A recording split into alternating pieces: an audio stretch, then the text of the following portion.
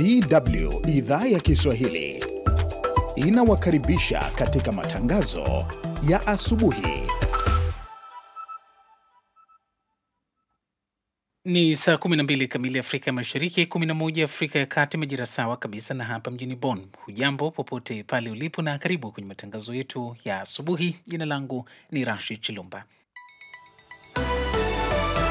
DW habari za ulimwengu. Nami Mohamed Khelef, na tuanze na muhtasari wake. China imefanya mazoezi makubwa ya kijeshi kwa siku ya pili mfululizo kukizunguka kisiwa cha Taiwan. Urusi imemtuma mjumbe wake maalum kukutana na mjumbe wa Marekani kuzungumzia suala la Ukraine. Na utawala wa kijeshi wa Niger umewaachia huru mawaziri wa serikali iliyopinduliwa. Habari kamili. Beijing. Jeshi la China limetangaza mazoezi mapya hivi leo katika eneo tete la bahari ya Taiwan, ikiwa ni siku moja tu baada ya Beijing kufanya mazoezi mengine ya kijeshi kukizunguka kisiwa hicho inachodai ni miliki yake. Msemaji wa kamandi ya mashariki ya jeshi la China, Shi Yi, amesema mazoezi hayo ya leo yana dhamira ya kujaribu uwezo wa jeshi kwenye uwekaji vizuizi na udhibiti na mashambulizi makhsusi dhidi ya maeneo makhsusi. Sehemu yalikofanyika mazoezi hayo ya leo ni ujia muhimu wa baharini kwa meli za kibiashara ulimwenguni. Taiwan imesema ndani ya masaa 24 yaliyopita China imetuma ndege 76 na meli 15 za kijeshi kwenye kisiwa hicho. Washington. Mjumbe wa ngazi za juu wa Urusi anatazamiwa kuwasili nchini Marekani wiki hii kwa mazungumzo na utawala wa Trump, kwa mujibu wa vyanzo vilivyo karibu na mpango huo. Kirill Dmitriev, ambaye ni mkuu wa hazina wa fedha za kigeni za Urusi, aliyeteuliwa mwezi uliopita kuwa mjumbe maalum kwenye masuala ya uchumi wa kimataifa na ushirikiano wa uwekezaji, atakutana na mjumbe maalum wa Marekani Steve Witkoff, kwa mujibu wa vyanzo hivyo. Dmitriev na Witkoff wanatazamiwa kuzungumzia njia za kuimarisha uhusiano wa nchi zao, wakati huo huo wakisaka njia za kukomesha vita nchini Ukraine. Ziara ya Dmitriev ni ya kwanza kufanywa na afisa wa ngazi za juu wa Urusi mjini Washington tangu Urusi kuivamia Ukraine mnamo mwaka 2022. Kiev. Wakuu wa majeshi wa mataifa ya magharibi wanatazamiwa kujadiliana uwezekano wa kutuma wanajeshi nchini Ukraine kwenye mkutano wao wa Ijumaa wiki hii, kwa mujibu wa rais wa Ukraine Volodymyr Zelensky. Akizungumza na waziri wa mambo ya nje wa Ujerumani anayemaliza muda wake Annalena Baerbock, Zelensky alisema hapo jana kwamba kundi dogo la nchi hizo liko tayari kutuma vikosi vyao nchini Ukraine. Zelensky amesema mkutano huo wanawajumuisha wakuu wa majeshi wa nchi yake, Ufaransa na Uingereza, mataifa mawili ambayo yameonyesha utayari wa kutuma wanajeshi wao kupitia kile kinachoitwa muungano wa wenye dhamira, ili kusimamia usitishaji wa mapigano wanatazamiwa kupatikana kupitia juhudi za Marekani. Hata hivyo, Urusi inapinga kutuma kwa wanajeshi wote kutokea mataifa ya muungano wa kijeshi wa magharibi NATO. Ujerumani imeweka bayana kwamba haitoshiriki kwenye operesheni hiyo. Niamey.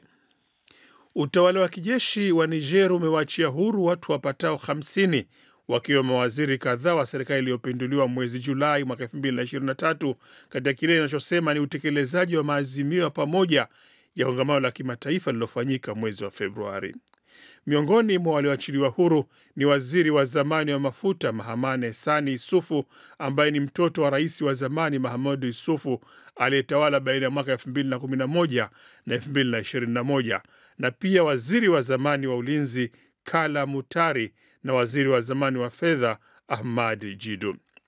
Hata hivyo, rais aliyeondolewa madarakani na jeshi Mohamed Bazoum bado yupo kizuizini licha ya mito ya kimataifa kutaka achiliwe.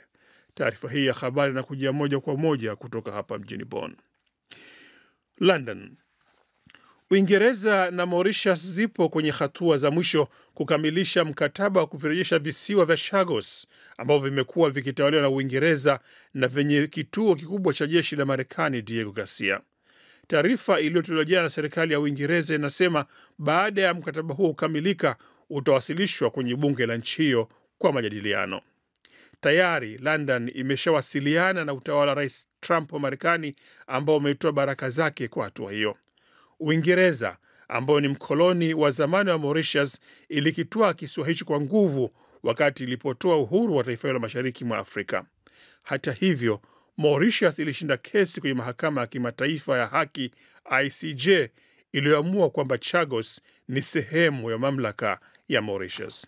Na hatimaye New Delhi, watu 21 wamepoteza maisha baada ya mlipuko mkubwa uliofuatiwa na moto kwenye ghala kubwa la baruti magharibi mwa India. Vyombo vya habari vinasema kwamba mkasa ulitokea jana ambapo watu 6 wengine walijeruhiwa. Na huu ndio mwisho wa taarifa hii ya habari iliyokujia moja kwa moja kutoka hapa mjini Bonn. DW Dunia Yetu Leo Asubuhi.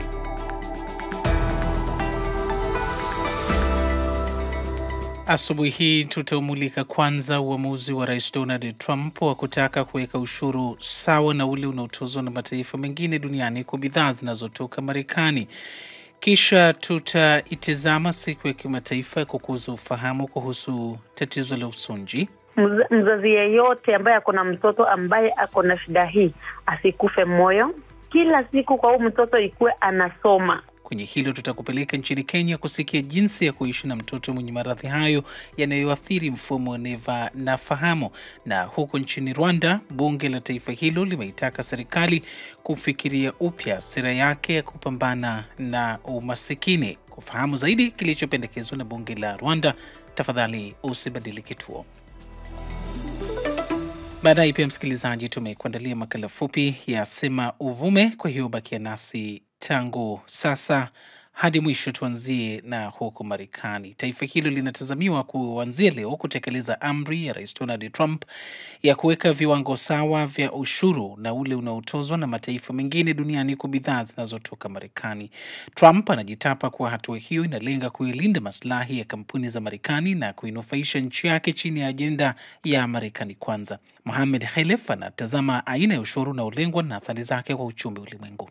Mapema mwaka huu Trump aliwaagiza maafisa wake kutengeneza mpango wa kile kiitwacho ushuru wa malipizano, akitekeleza ahadi yake ya kampeni ya jicho kwa jicho kwenye masuala ya kibiashara ulimwenguni.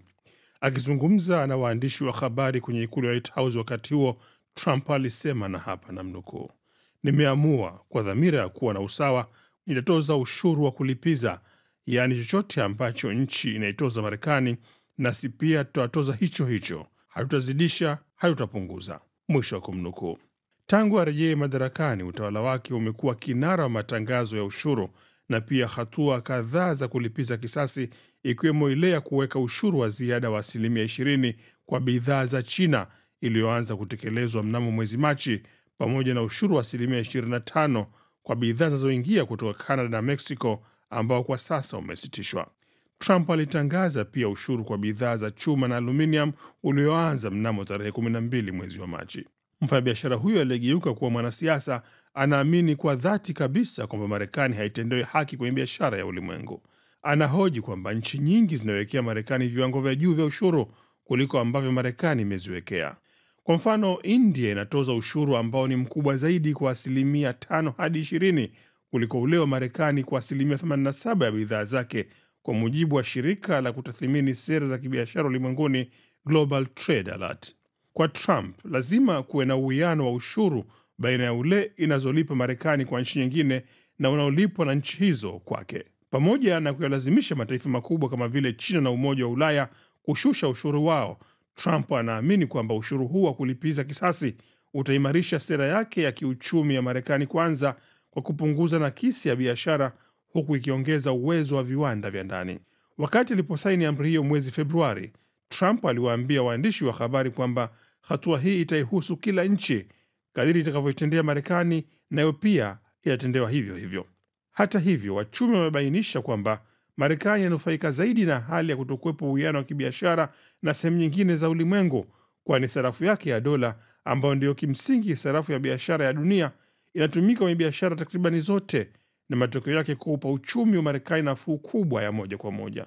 Nchi hutumia dola zilizopatikana kwenye biashara au kuwekeza ndani ya Marekani, mara nyingi kwa mfumo wa hati fungani za serikali, maduka ya fedha na majengo. Hilo linaifanya viwango vya riba vya Marekani kuwa vya chini kabisa, na hivyo kuwafanya wafanyabiashara na watumiaji wa Marekani kuwa na uwezo mkubwa zaidi wa kukopa na kutumia.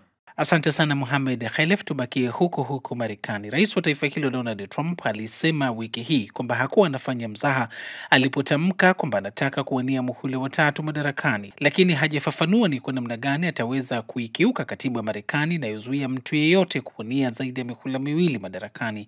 Amina Abubakar anaangalia vikwazo vya kisheria ambavyo Trump anakabiliwa navyo iwapo ataendelea na nia yake ya kujaribu kuongeza muhula mwingine madarakani. Kipengee cha 22 cha katiba ya Marekani kinasema hakuna mtu atakayechaguliwa kushika nafasi ya rais kwa zaidi ya mihula 2. Marekebisho katika katiba hiyo yalifanyika mwaka 1951 baada ya Rais Franklin D. Roosevelt kujiongeza mihula mingine 2 madarakani. Roosevelt aliyetokea chama cha Democrat alikuwa rais wakati wa vita vya pili vya dunia. Alihudumu muhula wa 3 na kuaga dunia miezi kadhaa baada ya kuingia muhula wake wa 4 kama rais wa Marekani mwaka 1945. Wayne Unga, profesa wa sheria katika chuo kikuu cha Queen Park, alisema katiba ilikuwa wazi kabisa kwamba maraisi wanatakiwa kuhudumu kwa mihula 2 ya miaka 4. Amesema anachokifanya Trump hakijawahi kushindaniwa mahakamani, lakini bila shaka jaribio lake haliwezi kufua dafu. Amesema anakadiria kuwa mahakama ya juu haitoruhusu hilo kutokea. Swali hapa linaloulizwa ni je, washirika wa Trump wanaweza kubadilisha katiba? Jibu ni ndio, lakini haiwezekani wakati huu kunakoshuhudiwa migawanyiko ya kisiasa kati ya vyama vya Democrats na Republican. Mabadiliko yoyote ya katiba yanahitaji thuluthi 2 kuungwa mkono katika mabunge yote mawili au kongamano kuitishwa na thuluthi 2 ya majimbo na baadaye kuridhiwa na wabunge wa majimbo 38 kati ya 50 yaliyoko. Chama cha Republican kinashikilia wingi wa viti bungeni kwa kuwa na wabunge wengi katika mabunge yote mawili na kinayadhibiti majimbo 28 nchini Marekani. Andy Olds, Republican na mwakilishi katika jimbo la Tennessee na mfuasi mkubwa wa Rais Donald Trump, mwezi Januari alipendekeza kanuni ya 22 katika katiba ya Marekani ifanyiwe marekebisho ili kuruhusu watu kushika nafasi ya urais kwa mihula 3 isiyofuatana. Muhula wa kwanza wa Trump ulianza mwaka 2017 na mwingine ukafuatiwa mwaka huu 2025, na mihula hiyo haikuwa ya kufuatana. Kwa hiyo marekebisho hayo yakiridhiwa, basi Trump anaweza kushika tena nafasi ya urais mwaka 2029. Swali jingine linaloulizwa ni je, Trump anaweza kuhudumu kama makamu wa rais wa Marekani? Katika mahojiano na shirika la habari la NBC, Trump alisema jambo jingine linaloweza kufanyika ni makamu wake wa rais JD Vance kuwania urais mwaka 2028 kisha mteue mwenyewe Trump kuwa makamu wake. Baadaye Vance atajiuzulu kama rais, hali inayompa Trump tikiti ya moja kwa moja kuwa rais wa Marekani.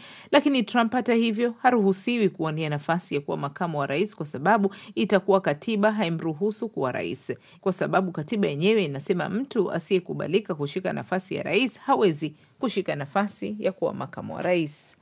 Shukran sana Amina Abubakar. Ulimwengu unaadhimisha leo Aprili 2 siku ya usonji iliyoanzishwa karibu miaka 17 iliyopita ili kukuza uelewa juu ya tatizo hilo la mfumo wa neva linaloathiri uwezo wa mtu mwenye nalo kuwasiliana na wengine. Kauli mbiu ya mwaka huu ni kuwajumuisha wale wote wenye matatizo ya mifumo ya fahamu sambamba na malengo endelevu ya milenia. Ili kufahamu hasa watoto wenye usonji wanaweza kupewa malezi ya aina gani kwa lengo la kukuza vipawa vyao, nimezungumza na Eunice Njeru kutoka Nakuru nchini Kenya. Yeye ana mtoto mwenye usonji na kwanza anaeleza tofauti iliyopo kati ya mtoto huyo na watoto wengine. Maisha inakuwa magumu kwa sababu lazima ukae ukifikiria juu ya mtoto zaidi ya wale wengine. Lazima ukue makini, uangalie tabia, uangalie mienendo, hata kula lazima uangalie anakula nini. Kuna wakati atakataa chakula fulani, atapenda chakula fulani. Kuna wakati atakataa vitu fulani, watu fulani. Lazima ukue mwangalifu. Kila siku kwa huyu mtoto ni kusoma. Hata kama hatawezana na watu wengi wataweza kumuelewa, lakini pia wewe hauwezi kumwachia kila mtu. Sababu anaweza umizwa na hautajua sababu haongei. Lakini ziko njia ambazo zinafahamika kuwa zinaweza kutumika kumsaidia mtoto mwenye usonji kuishi maisha ya kawaida? Sioni kama kuna njia mwafaka. Kwa vile unajua hapa nchini ama tuseme Afrika, sijui kama ni Afrika nzima ama ni Kenya peke yake, mzazi ambaye hana uwezo anapitia magumu zaidi ya yule mzazi ambaye ako na uwezo. Kuna shule za kibinafsi ambazo zipo hapa Kenya ambazo zinaweza msaidia mtoto kama huyu kusoma vizuri, kukaa kwa mazingira mazuri, lakini wazazi wengi ambao wako na mtoto kama huyu hawawezi wakapata, hawana hayo maisha, hawana fedha, hawana hali nzuri ya maisha, wanasumbuka. Unaona, huyu mtoto hatasaidika vizuri kama yule mwenye ako kwa shule ya kibinafsi ambayo ina watoto ambao wako na autism peke yake. Kuna taarifa vile vile zinasema watoto wenye usonji wanakuwa na uwezo mkubwa sana wa akili na wana vipaji. Wewe unaye nyumbani kijana wako, umebaini kipaji chochote alichonacho? Mtoto wangu tutasema ni wale high achiever. Unaona, kwa nyumba ananisaidia, atanipangia nyumba, ni msafi kuliko wale wengine unasema ni normal. Yeye ni msafi, anajiweka vizuri, hata kwa darasa lao ambao anakaa kwa normal class. Lakini hakui mkia, hasi atakuwa wa mwisho, atashinda wawili watatu. Kumaanisha mtoto kama anaweza pata usaidizi anaweza kuwa bora zaidi. Mtoto atakuimbia wimbo, utashangaa alisikia wapi. Kama kuna mzazi mwingine mwenye mtoto mwenye usonji anakusikiliza sasa hivi, ungemshauri nini ili mtoto wake aweze kuwa na mafanikio na ishi maisha ya furaha? Mimi nitasema asikufe moyo. Mzazi yeyote ambaye ako na mtoto ambaye ako na shida hii asikufe moyo. Ya pili, huyu mzazi aangalie nani anaachia mtoto. Kila siku kwa huyu mtoto ikuwe anasoma. Kusoma hadi muinvolve kwa nyumba. Utamuelewa mtoto wako zaidi kuliko mtu mwingine. Alikuwa ni Eunice Njeru, mama wa mtoto mwenye usonji, kama nilivyozungumza naye akiwa Nakuru nchini Kenya. Bunge la Rwanda limeitaka serikali ya nchi hiyo kufikiria upya sera yake ya kupambana na umasikini miongoni mwa wananchi, kwa sababu sera iliyopo hivi sasa inaonekana kutozaa matunda. Mwaka 2008 serikali ya Rwanda ilianzisha mpango wa kuwakwamua wananchi kutoka kwenye umasikini uliokithiri, lakini wabunge wanasema mpango huo umeshindwa hadi sasa kuleta mabadiliko yaliyotarajiwa. Kutoka mjini Kigali, mwandishi wetu Silvanus Karimira alitutumia ripoti ifuatayo. Kupitia mpango wa kupambana na umaskini, serikali ya Rwanda ilianzisha mkakati wa kuwasaidia wananchi maskini katika ngazi ya tarafa, hasa wale ambao wanaishi maisha duni. Ni mpango ulioanzishwa mwaka 2008 ambapo serikali inawapatia wananchi mikopo isiyo na riba wala masharti makubwa. Mpango huu ulikwenda sambamba na kuwapa misaada ya pesa kidogo, hasa wale wenye uwezo mdogo. Wananchi wanasema masharti ya mpango huu ni mazito kiasi kwamba wengi wameamua kuachana nao na kubaki kwenye umaskini. Nyiransabimana Saidat na Ntibaziyande Bernard ni vijana mjini Kigali. Kupata pesa hiyo sio rahisi, maana wanazingatia umri wa mtu, na bila wao kuyafanyia marekebisho masharti hayo wasitegemee ikiwa swala kupambana na umaskini miongoni mwa wananchi litawezekana. Mtu akipata bahati na uwezo wa kupata pesa hizo, anaweza kubadili maisha yake kwa kufanya miradi midogo midogo. Lakini tatizo ni juu ya kuzipata pesa hizo. Tunasikia kuna pesa na miradi ya kuwasaidia watu wenye uwezo mdogo kama sisi, lakini hatuzipati. Wabunge wameilalamikia serikali kwamba kila mwaka inatenga mabilioni ya pesa kuwasaidia wananchi wenye uwezo mdogo, lakini kutokana na masharti magumu haziwasaidii wananchi hao. Wamaria Odette na Mukandekezi Françoise ni wabunge katika bunge la Rwanda. Haya masharti yanayowazuia watu walio na zaidi ya miaka 64 kuwa na haki katika misaada ya pesa hizo sio mazuri, kwa sababu sisi tunajua kuwa mtu mwenye umri wa miaka 64 anakuwa bado ni kijana, na wengi wanakuwa na elimu kiasi kwamba ukiwawezesha wanaweza kubuni miradi ya kujiendeleza. Wananchi wengi walioko katika kundi hili wanaendelea kuuliza hatima yao, na kusema kweli wana haki ya kuuliza, maana kama nilivyosema, hawa ni watu wenye akili na elimu, wenye uwezo wa kubuni miradi. Hata hivyo, serikali imekiri kuwepo kwa tatizo hilo, lakini kwa maelezo ya waziri wa serikali za mitaa nchini Dr. Patrice Mugenzi, huenda sasa serikali ikatathmini upya tatizo hilo. Tunaendelea kufanya mawasiliano na serikali kuona jinsi ya kutafuta uwezekano wa kuyaunganisha makundi haya katika mpango huu. tunatambua changamoto zilizopo, na awali tulifikiria kuwapa misaada ya moja kwa moja kiasi kidogo cha pesa, lakini hilo pia tunaona halisaidii sana. Hata hivyo, wadadisi wa kiuchumi wanasema kwamba masharti lukuki hadi fedha hizo ziwafikie walengwa ni hatua ambayo haisaidii lolote katika mikakati ya kupambana na umasikini nchini Rwanda. Takwimu zinaonyesha kwamba hadi mwisho wa mwaka jana wa fedha, pesa bilioni 1 na milioni 200 faranga za Rwanda zilizokuwa zimelenga kuwasaidia makundi haya hazikutumiwa kutokana na masharti hayo. Silvanus Kalemera, DW, Kigali. Na tubakie kwenye kanda hiyo hiyo ya Afrika Mashariki. Zaidi ya wakimbizi 70,000 kutoka nchini Jamhuri ya Kidemokrasia ya Kongo wamevuka mpaka na kuingia taifa jirani la Burundi kuepuka machafuko yanayoshuhudiwa mashariki mwa nchi yao. Kwenye maeneo wanakohifadhiwa, wengi wanasema wamepoteza kila kitu wakiwa safarini kuingia Burundi, na sasa wanaishi maisha magumu, ikiwemo kukosa maeneo ya malazi. Mwandishi wetu nchini Burundi, Amida Isa, ametutumia ripoti ifuatayo. Ni katika tarafa ya Rugombo, mkoa wa Cibitoke, eneo linalopakana na Jamhuri ya Kidemokrasia ya Kongo kupitia mto Rusizi, kulikofikia idadi kubwa ya wakimbizi kutoka maeneo mbalimbali ya mashariki mwa Kongo. Kambi kadhaa zimeundwa katika tarafa hiyo Rugombo, ikiwa ni pamoja na kwenye uwanja wa michezo wa hapo Rugombo, kwenye shule ya upili ya Ecofo Rugombo na kwenye shule ya tarafa. Mkimbizi Fedha Ramazani anasema alivuka mto Rusizi na kuingia Burundi baada ya mumewe na watoto kuuawa. Pia anasema amekimbia mikono mitupu. Mimi nafika hapa, siapata kya kujifunika, siapata chungu, siapata sahani na kupa ya kunywa maji. Nilikuya hivi, bimwa vitu vilenda na mai na watoto walikufa na bwana yangu mimi alikufa. Vraiment niko nafika pale wanatupiga fimbo kwa kupata kile vitu. Bako wanasema kuya mimi nakosa.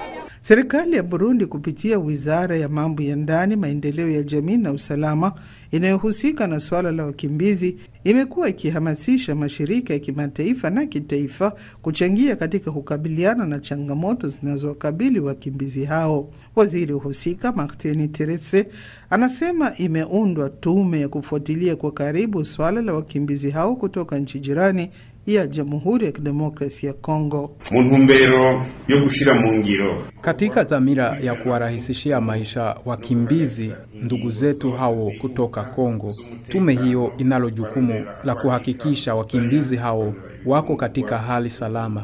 Pili, kuwapatia sehemu za kulala, chakula na matibabu. Serikali ya Burundi inatoa wito wa kuwepo na mshikamano kitaifa na kimataifa ili kufanikisha zoezi hilo yo kwakira neza izo mpunzi.